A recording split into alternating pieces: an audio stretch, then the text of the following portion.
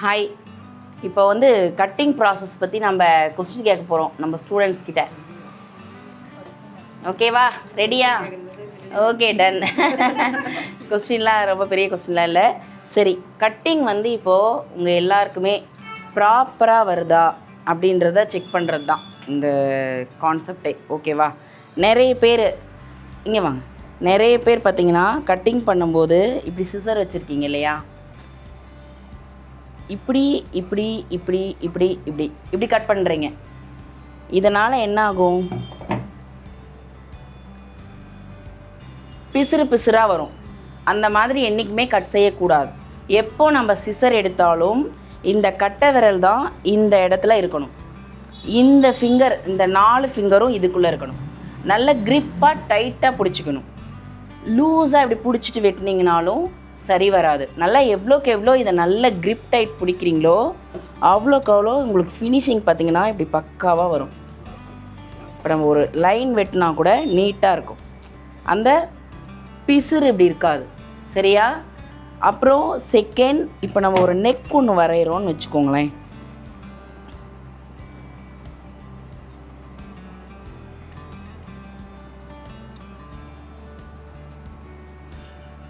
இந்த மாதிரி இப்போ ஒரு நெக் வரைகிறோம்.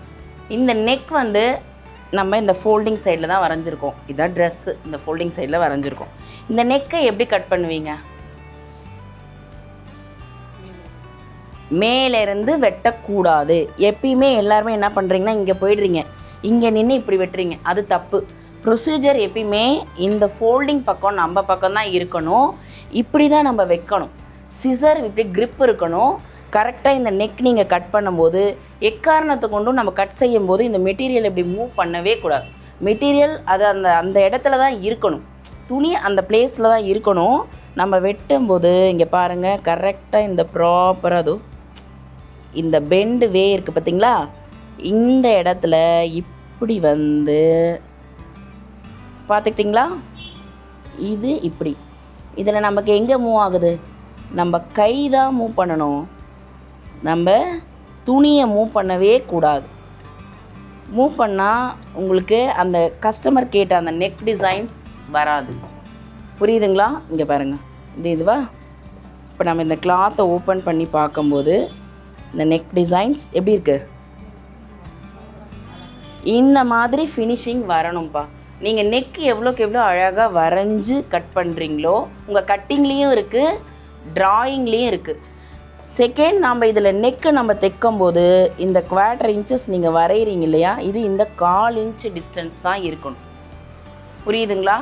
இதை நான் பேப்பரில் வச்சு தான் நான் பண்ணணுமா, பேப்பர் வச்சு தான் கேன்வாஸ் வச்சு பண்ணலாமா, எது வச்சு வேணால் பண்ணுங்கள், தப்பு கிடையாது. ஆனால் உங்களோட கட்டிங் மெத்தடு அங்கே கரெக்டாக இருந்ததுன்னா இங்கே ஸ்டிச்சிங்கும் சரி தான், எல்லாமே பர்ஃபெக்டாக சூப்பராக வந்துடும். கரெக்டாக வரும். என்னென்னா நீங்கள் சிசரை இப்படி இப்படி குட்டி குட்டியாக இப்படி நீங்கள் இந்த குட்டி குட்டி மூவ் பண்ணவே பண்ணாதீங்க. இந்த குட்டி குட்டி மூவ் பண்ணாதீங்க. இந்த இடத்துலேருந்து ஸ்டார்ட் ஆகணும். கரெக்டாக உங்களுக்கு இந்த இடத்துலேருந்து இங்கே பாருங்கள், இந்த கர்வ் இந்த இடத்துலேருந்து ஸ்டார்ட் பண்ணாதான் உங்களுக்கு இப்படி வரும். தெரியுதா? இந்த கர்வ் ஷார்ப் கேட்குறீங்கல்ல, அந்த மெத்தடு. ஆனால் அதுக்காக நம்ம இந்த சிசரை அப்படி லூஸாக விட்டுட்டோம் அப்படின்னா இந்த மெத்தட் வெட்டவே முடியாது. இது எல்லாம் நெக் ப்ராக்டிஸ் பண்ணுறவங்க எல்லாருக்குமே நான் சொல்கிறேன். இந்த 10x பண்ண சொல்கிறோம் இல்லையா, அதோட மெயினே இந்த நெக் அழகாக வந்தால் தான் உங்களுக்கு அந்த ட்ரெஸ்ஸோட ஃபினிஷிங் அழகாக வரணும். அப்படிங்கிறதுக்காக தான் நம்ம அதை எக்ஸ்பிளைன் பண்ணிட்டே இருக்கிறோம். இப்போ யாராவது ஒரு நெக் டிசைன் வெட்டி காமிக்கிறீங்களா? வாங்கம்மா. யார் வெட்டுறீங்க? வாங்க வாங்க, தைரியமாக வரணும், பயப்படக்கூடாது. இந்த நெக் போடு. நீங்களே நெக் மட்டும் வரது.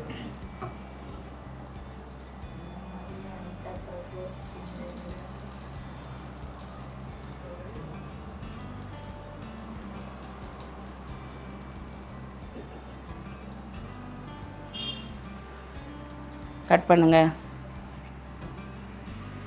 இப்போ நம்ம ஸ்டூடெண்ட் அனிதா டிசைனர் கட் பண்ண போகிறாங்க, பார்க்கலாம்.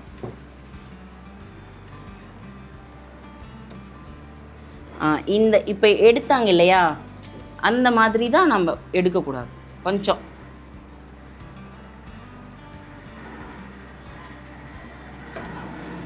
இப்படி சிசரை வந்து வெளியே எடுக்காமல் அதை மட்டும் செய்துக்கோங்க.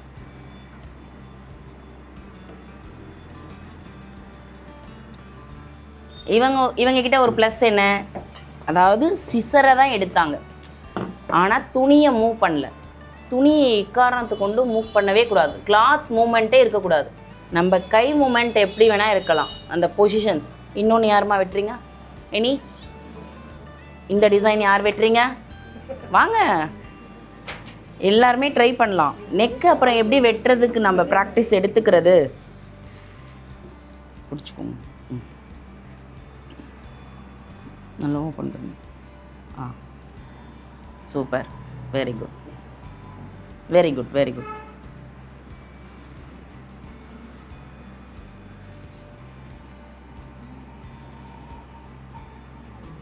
ஃபஸ்ட்டு நம்ம எப்பயுமே எல்லாருமே ஒரு கிளாத்தில் நல்லா ப்ராக்டிஸ் பண்ணிவிட்டு அதுக்கப்புறம் கஸ்டமர் என்ன நெக் கேட்டாலும் அழகாக பண்ணி கொடுக்குற அளவுக்கு நீங்கள் ஒரு பேப்பரோ ஏதோ கிளாத்லேயோ ரெடி பண்ணதுக்கப்புறமா நீங்கள் அவங்க ரியலில் வந்து கட் பண்ணலாம். உங்களுக்கே ஒரு கான்ஃபிடென்ட் வரும். தைரியமாக விட்டுங்க.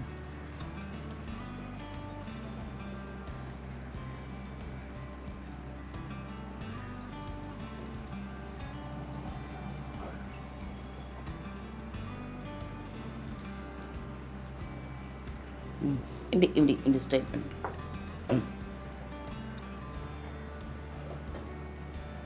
ஓகேவா? புரிஞ்சுதா? அழகாக வெட்டிட்டாங்க. இது பெரிய டாஸ்காக தான் இருந்திருக்கும். எப்படி இருக்கு?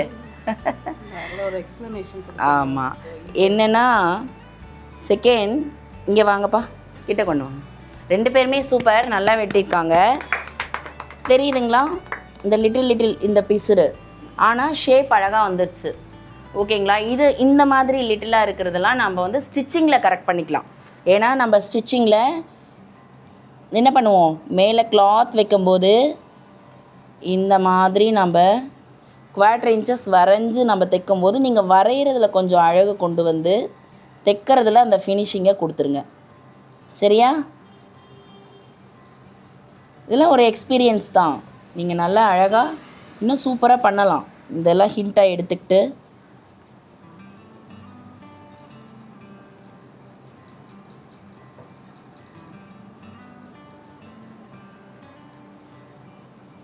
எப்பயுமே ஒரு கைட்லைன் ஒன்று போட்டுறதுக்கு அப்புறமே நீங்கள் ஸ்டிச் பண்ணுங்கள்.